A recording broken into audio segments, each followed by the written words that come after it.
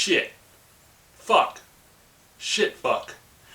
Hello, huge movie fanatic Nate, stopping on by. This time I'm coming at you to do another one of my famed movie/Blu-ray reviews. Today I'm coming at you to review the movie Blind Fury.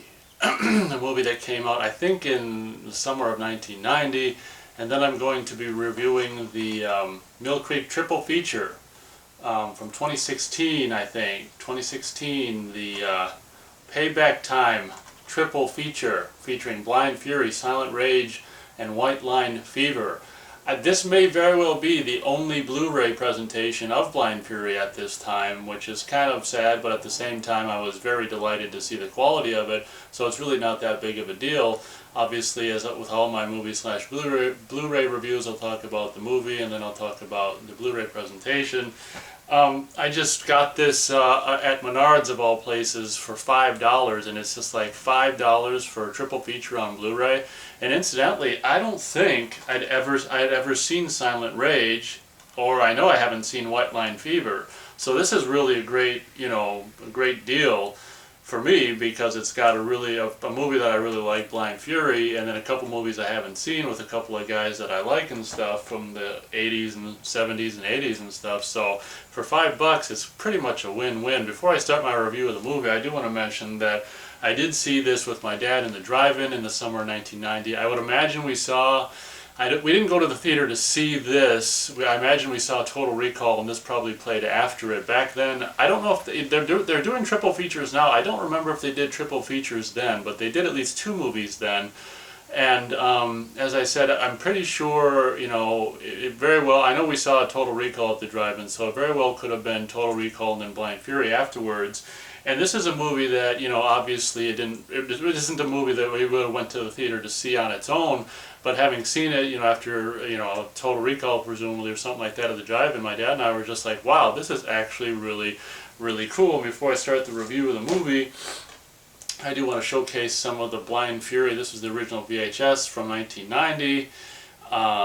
From RCA Columbia Pictures Home Video to TriStar Pictures Movie. And incidentally, this is back in the time when I was getting posters from video stores. At one time I did have the poster with the same artwork. I don't know if I still have it now or not. But is that upside down? Yeah, that was upside down. So this is the original VHS, 2 thumbs up, Siskel and Ebert. So I've got that, and then the first and probably only, I would imagine, I'm not sure, DVD release of it that came out in 2004 with a pretty, I don't know, not that great cover. There's a ninja on there. I mean, there's no ninjas with the ninja masks and the ninja outfit in the movie, so it's kind of misleading. But at the time, this was an anamorphic widescreen 185 transfer, so at the time this was probably the best way in 2004 at home to see Blind Fury. And then of course, as I already showcased, that as well. So this will, I tend to do this in my movie/Blu-ray reviews if I've got, original tape and then DVD and stuff like that leading up to Blu-ray, just to show you, in fact, I am a fan of this movie. I think it's really great. And I just got this Blu-ray last night, and I watched Blind Fury last night, and I was really happy to see the great quality of which, of course, I'll talk about after my brief review of the movie. So basically, this is a movie. It's basically, I just looked at some of the posters online, theatrical posters, and it was one of the posters is like touted as an action comedy, which, I mean, I guess I can understand, but I mean, there's action movies that, I mean, I don't know. I guess, things like Lethal Weapon and stuff are probably the same kind of thing, like action/comedy. I mean, I would just pretty much call it action, and action can have funny bits in it without calling it an action/comedy, but whatever.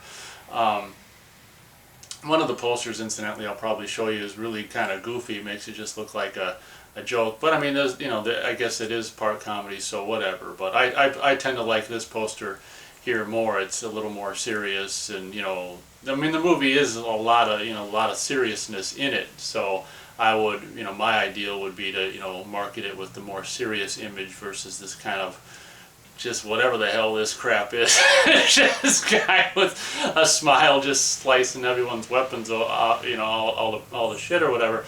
But anyway, on to my review of the movie. This is basically about Rutger Hauer, of course, stars as as this guy who was basically, he was in Vietnam with a buddy, this guy who would go on to, and then the year following in 1991, play Howard Hughes in the movie Rocketeer. This guy and Rutger Hauer were Vietnam, met in Vietnam and buddies in Vietnam, and right before their tour ended or whatever, there was this big, assault on wherever they were, stationed or wherever, and there was this big, big battle thing or whatever, and frickin' Rutger Hauer character lost his sight in that little battle thing, and that's kind of, we see a little bit of that, and then more about explanation later on in the movie, and then we cut to 20 years later, basically 1990, where Rutger Hauer just kind of looks like a hobo, looks just like a homeless guy who just wanders the, the streets or whatever, the interstate and just whatever.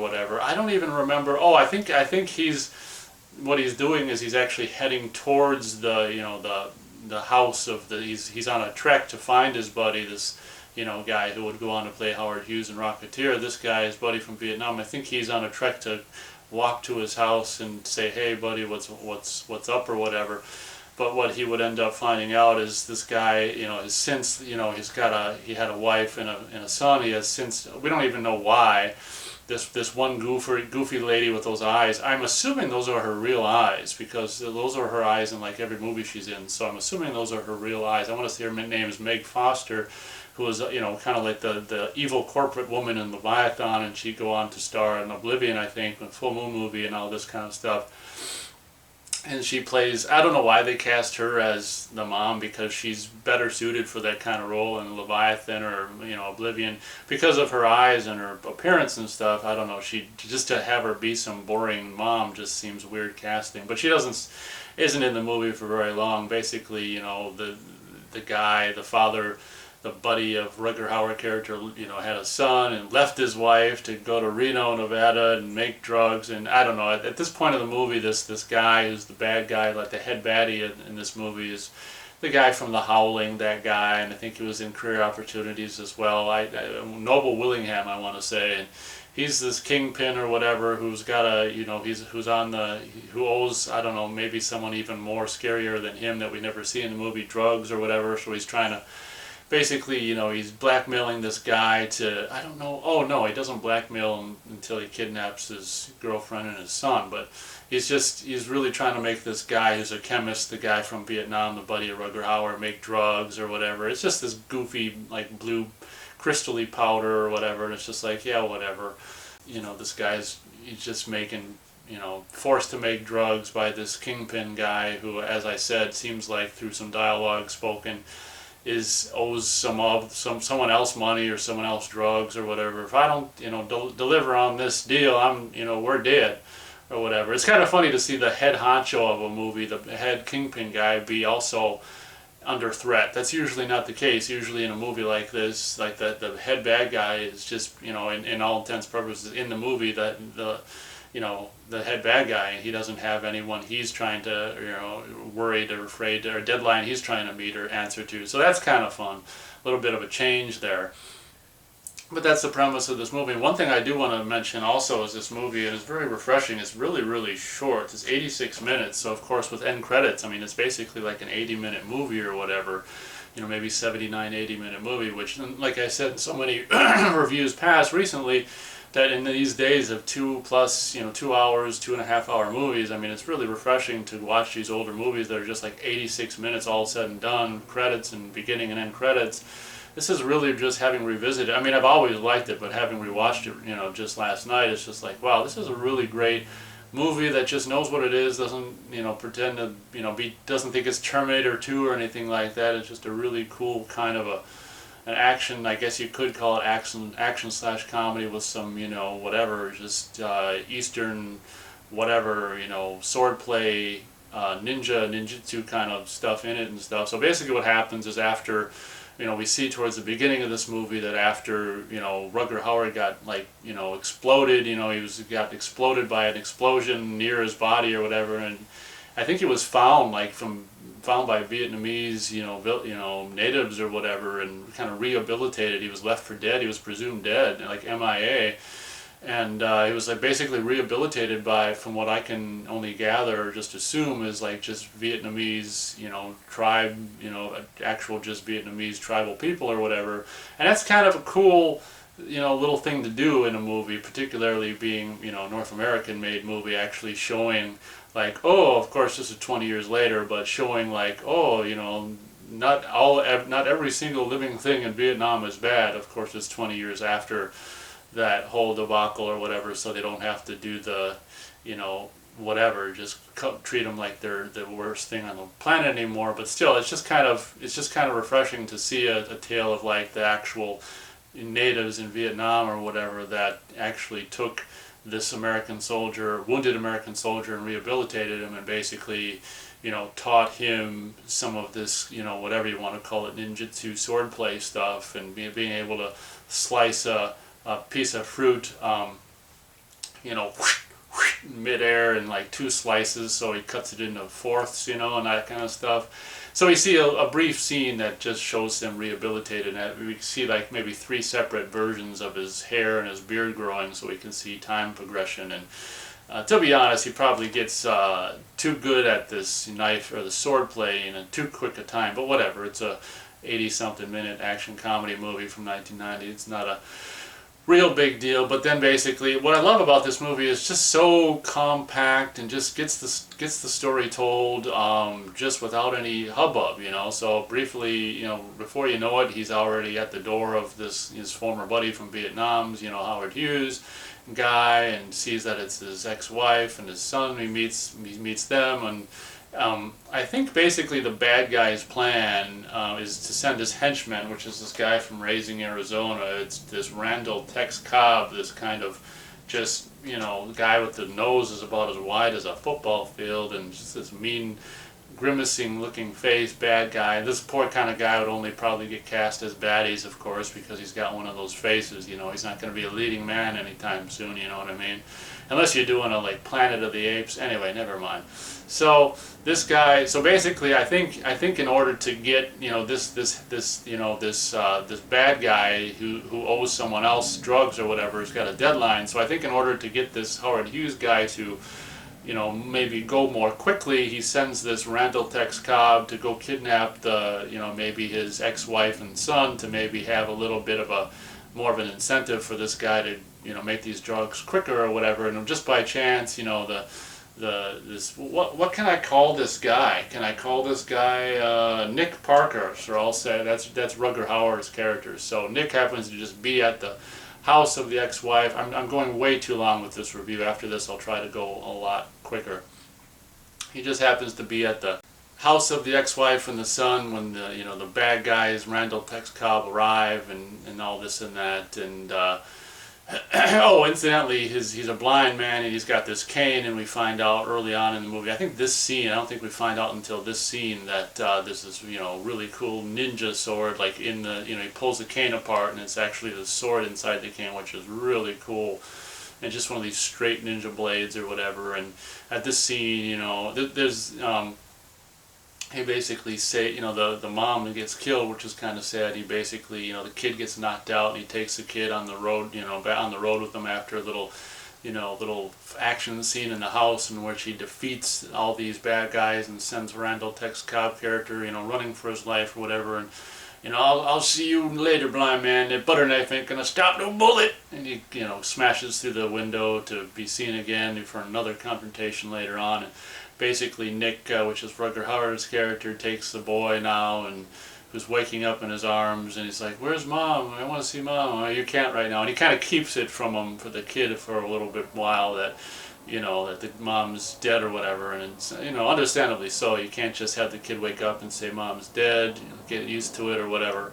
So I kind of promised I wouldn't continue to do a beat by beat. So maybe I'll just say that's what the movie is. It's basically this Howard Hughes guy from Rocketeer being blackmailed by, at some point later on, they actually go to Reno, where they meet up with, it's kind of funny, this girlfriend, quote unquote girlfriend, of the Howard Hughes guy, who's like a waitress in some casino or something like that. And then at some point it's funny how, you know, that his son does end up in the hands of the bad guy, and his girlfriend and son. It's funny how mom's dead and now hot younger girlfriend and son is, hot younger girlfriend kind of replaces mom in the hostage situation, and so it's the hot younger girlfriend and son being held hostage to try to blackmail this guy into making drugs quicker so he can meet his deadline, so that big baddie in this movie isn't killed or rubbed off by his employer or whatever. It's just kind of weird.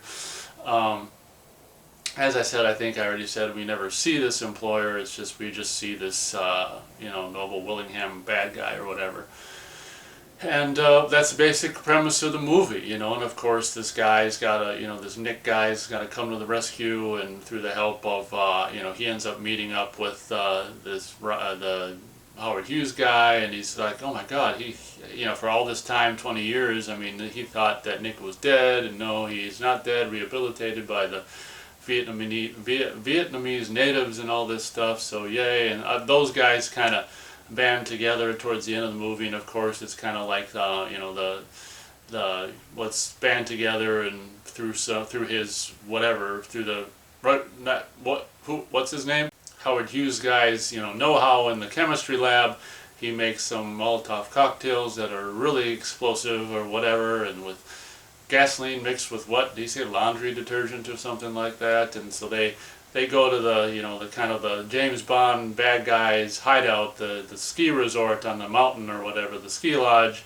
on top of the mountain, where his girlfriend, who's, you know, basically replaced his ex-wife, and his son are being held captive to go save the day. And, you know, there's a lot of, you know, for being a short movie, and what is cool about it is it's rated R, so you see, you know, I don't know if you get it, oh yeah, there's swearing, as evidenced by the dialogue that I started the review with.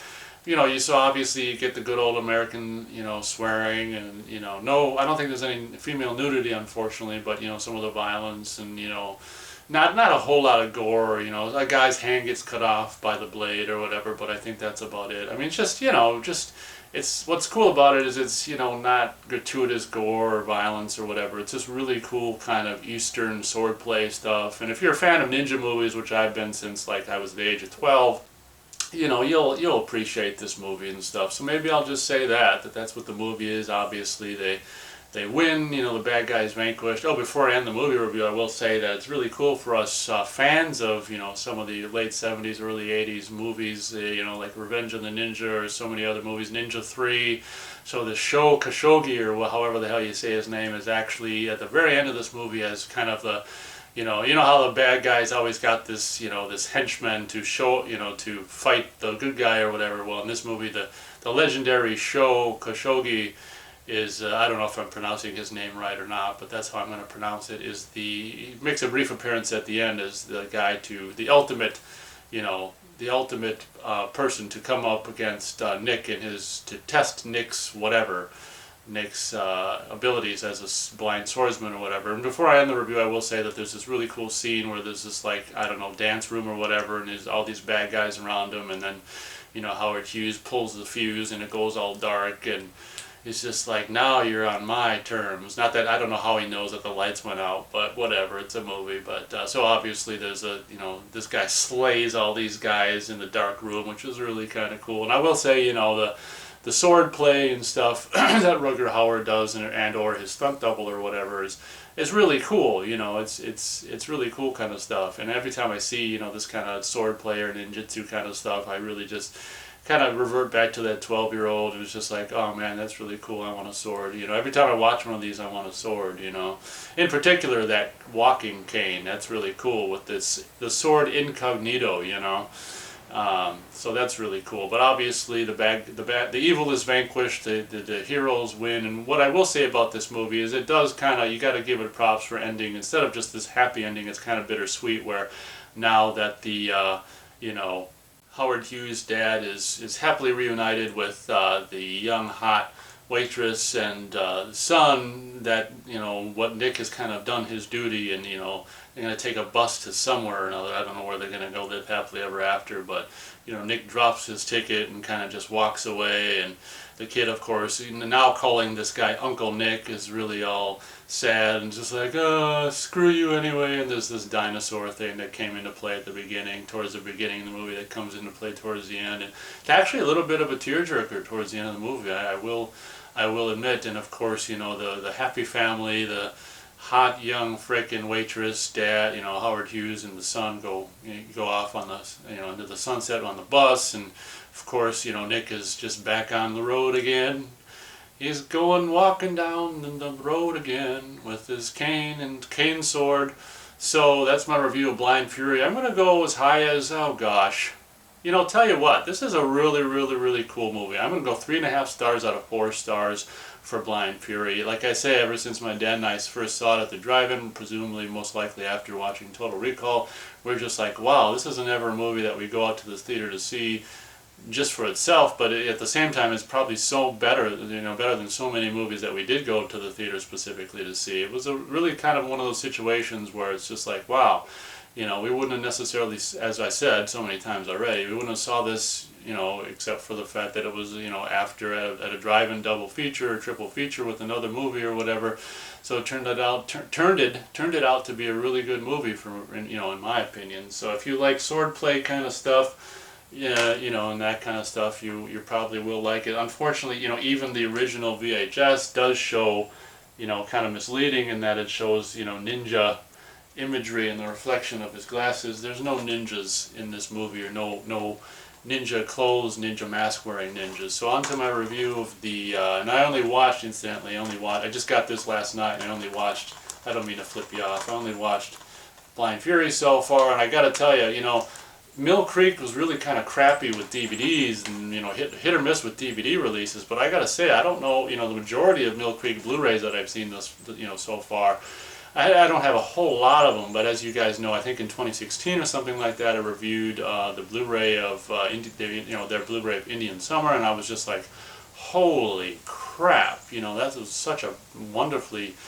done Blu-ray. And actually since then, since my, you know, I have recently at Menards as well acquired for $5 their Blu-ray Happy Birthday to Me, and that was, you know, I know it's on Indicator, but, you know, I was just like, I don't like that movie enough to get an Indicator. I found in the movies bin at Menards for $5. I'm like, let me try the, you know, the Mill Creek kind of retro VHS packaged version of the Blu-ray of Happy Birthday to Me, and that's another Blu-ray of theirs that really looks really amazing. But I will say that, as I said, I'm pretty sure that this Blu-ray, this triple pack, is the only way currently, like in North America anyway, you can see Blind Fury on Blu-ray. And I will say that, yes, it is, to the dismay of a lot of people, it is a single disc. It's 3 movies on a Blu-ray, and I haven't seen the other 2, so I can't comment on the quality of those, but I will say the quality of Blind Fury, oh my god, it's like really good. And, you know, it's definitely stereo, because it's got, you know, it's 2-channel stereo, so it's not 5.1, it's just 2-channel as it probably, you know, always was in the theater,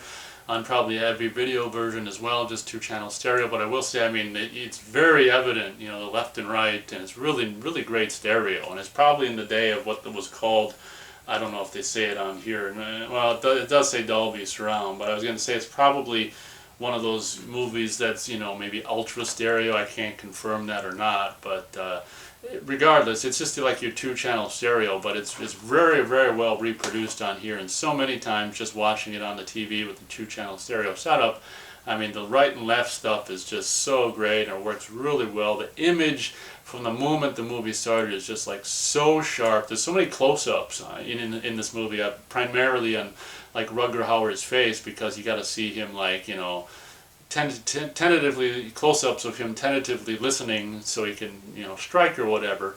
Like, oh my god, the pores and everything in his face. And there's, you know, I will say, like, sometimes it looks like some scenes, the brighter scenes, are DNR'd. Sometimes in darker scenes is, you know, really healthy amount of natural film grain. So I don't know if those scenes are DNR'd that look more, you know, waxy, or if they're just, you know, if they just look like that in brighter scenes, they're not as grainy or whatever. Some of the darker scenes are the grainy scenes, but being a grain guy, I have no problem with grain. As a matter of fact, I love it every time the grain appears in this movie. I can't really even stress how amazing, you know, Blind Fury looks in this triple feature collection, even though, you know, it's 3 movies on 1 disc. I will say that, you know, it's not like a perfect print. There's artifacts, all this kind of stuff, you know, hairs or pops, this and that, and the print and stuff. But as I said so many times in my Blu-ray reviews past, I actually would rather have that stuff in there, because I grew up in the 80s and the 90s when that's all film transfers were. I mean, movies shot on film, you put it on video. I mean, it was very evident that it was shot on film. You know, you'd have a super duper summer blockbuster movie in the 80s or the 90s go on video, and that's how it looked. It was just damaged print, damaged film elements. I just like that, you know, compared to the digitally shot movies now. I just like to see artifacts and, you know, anomalies on the film print. And it's really kind of special to me in an occasion like this, where you've got such a sharp, high resolution scan of a movie, but at the same time it's like a really sharp, high-resolution scan, but it's also got the artifacts and the things about, you know, the film anomalies and stuff that really remind you that it is, in fact, shot and distributed and, you know, lives on film. So that's really great. So that's my review of the Blu-ray, or the movie, rather, and the Blu-ray and this Payback Time triple feature. And it's funny, on the back it's like, Payback's a bitch. And there's the back of the, whatever it's called, Mill Creek Blu-ray.